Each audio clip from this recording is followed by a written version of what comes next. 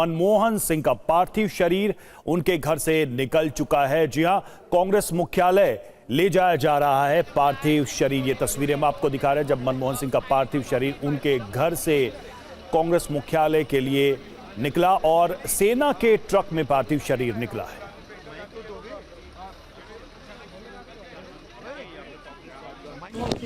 भाई क्या?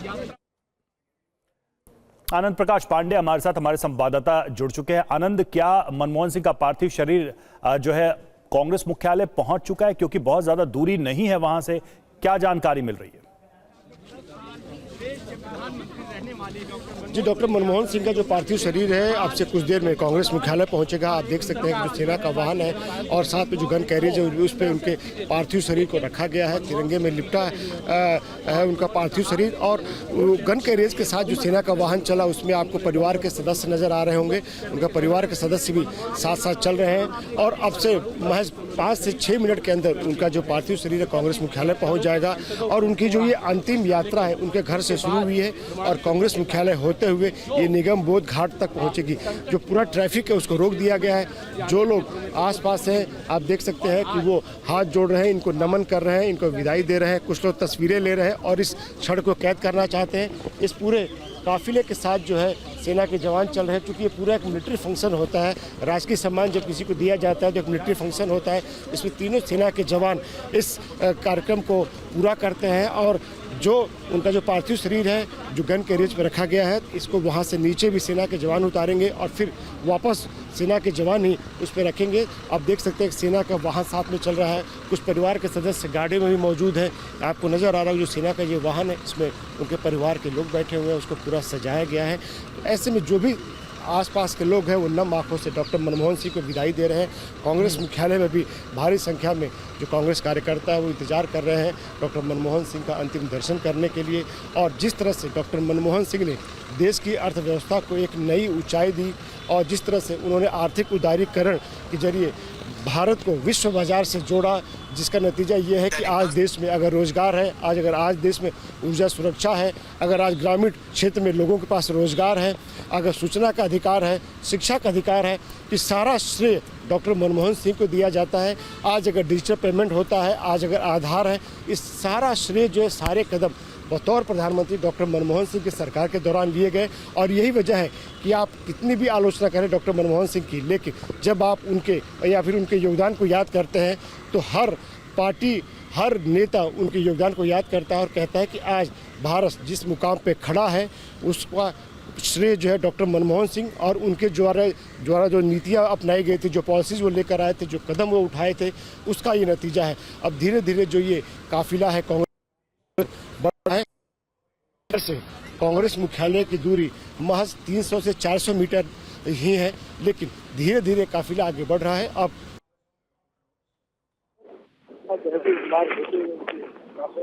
डॉक्टर मनमोहन सिंह की जो अंतिम यात्रा है वो शुरू हो चुकी है। ये विशेष गाड़ी में पार्थिव शरीर डॉक्टर मनमोहन सिंह का और निगम बोध घाट ले जाया जाएगा जो 400 मीटर की दूरी पर है। जैसा कि आनंद प्रकाश पांडे जानकारी दे रहे थे, कुमार विक्रांत भी हमारे साथ मौजूद हैं।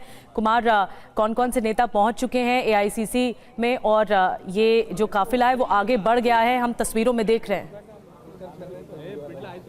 देखिए, चंद लम्हों में डॉक्टर मनमोहन सिंह पूर्व प्रधानमंत्री का पार्थिव शरीर कांग्रेस मुख्यालय पहुंचने वाला है। आप देखिए कि मेरे ठीक पीछे मनमोहन सरकार में जो मंत्री रहे बड़े नेता हैं, चाहे पी चिदम्बरम हो, अजय माकन हो, सुशील कुमार शिंदे हो, पवन कुमार बंसल हो, तमाम जो कांग्रेस के बड़े नेता हैं वो लाइन लगा कर खड़े हुए हैं। वो पार्थिव शरीर को रिसीव करेंगे। राहुल गांधी और मल्लिकार्जुन खड़गे भी अंदर पहुँच चुके हैं। कुछ ही देर में जैसे ही शरीर यहाँ पर पार्थिव शरीर आएगा उनका, उस वक्त वो रिसीव करेंगे और अंदर भीतर कांग्रेस के जो मीडिया विभाग का कमरा है उसको तैयार किया गया है, वहीं पर पार्थिव शरीर रखा जाएगा। और तंबू के नीचे मैं कैमरामैन गजेंद्र से कहूँगा वहाँ दिखाएं कि तमाम कार्यकर्ता यहाँ पर पहुँच चुके हैं और वो सभी इन नेताओं के बाद वो भी उनके दर्शन करेंगे और तकरीबन 1 घंटे तक उनका डॉक्टर मनमोहन सिंह का पार्थिव शरीर यहाँ पर रखा जाएगा। और उसके बाद यहाँ से अंतिम यात्रा के लिए निगम बोध घाट नई दिल्ली ले जाया जाएगा, जहां तकरीबन 11:15 बजे उनका अंतिम संस्कार होना तय हुआ है। लेकिन विवाद यहां पर खड़ा हुआ है। कांग्रेस पार्टी लगातार ये कह रही है कि गांधी परिवार, खासकर प्रियंका गांधी ने कल ये कह दिया था कि उनको राजघाट के आसपास अंतिम संस्कार की जगह दी जानी चाहिए, और वो चाहे वीरभूमि हो या शक्ति स्थल हो, वहाँ जगह देने को परिवार तैयार है। उसके बावजूद निगम बोध घाट उनका अंतिम संस्कार किया जाना, ये डॉक्टर मनमोहन सिंह का अपमान है। अब से कुछ देर पहले कांग्रेस के सांसद और महासचिव सुखजिंदर रंधावा ने TV9 से कहा कि सिख धर्म में जहाँ पर अंतिम संस्कार होता है वहीं पर समाधि बनती है। तो ये विवाद आगे बढ़ने वाला है। हालांकि कांग्रेस के नेताओं का कहना है कि हमने अपनी बात रख दी है, अब सरकार अगर नहीं मान रही है, वो निगम बोध घाट में ही करना चाहती है, तो हम उस पर आगे बढ़ रहे हैं। लेकिन जो हमारे सवाल हैं, हमारी जो नाराजगी है, वो सामने आनी चाहिए। जनता के बीच ये बात जानी चाहिए कि डॉक्टर मनमोहन सिंह का अपमान किया जा रहा है। ये कांग्रेस पार्टी का अपना पक्ष है, और इसके बाद अब सभी को यही इंतजार है, क्योंकि कांग्रेस पार्टी में अगर आप देखें इतिहास में, तो डॉक्टर मनमोहन सिंह जवाहरलाल नेहरू के बाद लगातार 10 साल प्रधानमंत्री रहने वाले दूसरे प्रधानमंत्री रहे। इंदिरा गांधी भी लगातार 10 साल प्रधानमंत्री नहीं रहीं, लेकिन डॉक्टर मनमोहन सिंह लगातार 10 साल प्रधानमंत्री रहे। और दिलचस्प बात यह है कि 2004 में जब अटल बिहारी वाजपेयी को बहुमत नहीं मिला और कांग्रेस ने यूपीए का गठन किया और लग रहा था कि सोनिया गांधी PM बनेंगी, तमाम बड़े नेता कांग्रेस के उस वक्त में मौजूद थे। उन सबको किनारे करके सोनिया गांधी ने डॉक्टर मनमोहन सिंह को चुना, और तब कहा गया कि सिंह इज किंग। और 2009 में जब दोबारा सरकार यूपीए की आई, तो उसमें मनमोहन सिंह की बड़ी भूमिका मानी गई। खासकर किसान कर्ज माफी को बड़ा मुद्दा माना गया, मनरेगा को बड़ा अहम मुद्दा माना गया, और उसके बाद कहा गया कि मनमोहन सिंह एक बार फिर बन गए किंग।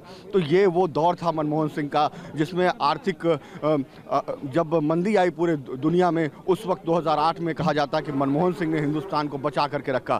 तो मनमोहन सिंह की एक बड़ी शख्सियत थी। हालांकि वो बोलते कम थे, लेकिन जो उनका इरादे थे वो बड़े मजबूत थे। जैसे उनके बारे में कहा जाता है कि वो पाकिस्तान में, चूंकि उस वक्त के पाकिस्तान में जिनमें 14 साल तक वहीं रहे, वहीं पढ़ाई की उन्होंने शुरुआत में, तो वो चाहते थे कि प्रधानमंत्री बनने के बाद वो एक बार पाकिस्तान जाएं, उस जगह को देखें। लेकिन उन्होंने कहा था कि पाकिस्तान ने वो हालात नहीं बनने दिए, पाकिस्तान ने आतंकवाद का दामन नहीं छोड़ा, इसलिए मैं पाकिस्तान नहीं गया। तो इरादे उनके बड़े दृढ़ थे। और एक और मजबूत इरादा उनका 2008 में जब न्यूक्लियर डील की बात आई, तमाम कांग्रेस के नेता चाहते थे कि लेफ्ट के साथ तालमेल बना रहे, भले ही न्यूक्लियर डील हो या ना हो। लेकिन मनमोहन सिंह ने सोनिया गांधी से साफ कह दिया कि न्यूक्लियर डील होगी, वरना नहीं तो वो इस्तीफा दे देंगे। आखिर में सोनिया गांधी ने मनमोहन सिंह का साथ दिया, और मनमोहन सिंह ने कहा कि न्यूक्लियर डील देश हित में है, और न्यूक्लियर डील हुई। तो मनमोहन सिंह का अपना कार्यकाल है, RTI की बात करें या फूड सिक्योरिटी कानून की बात करें, तमाम चीजें वो लेकर के आए। ये बात तो तय है कि मनमोहन सिंह का एक व्यक्तित्व या फिर उनकी सरलता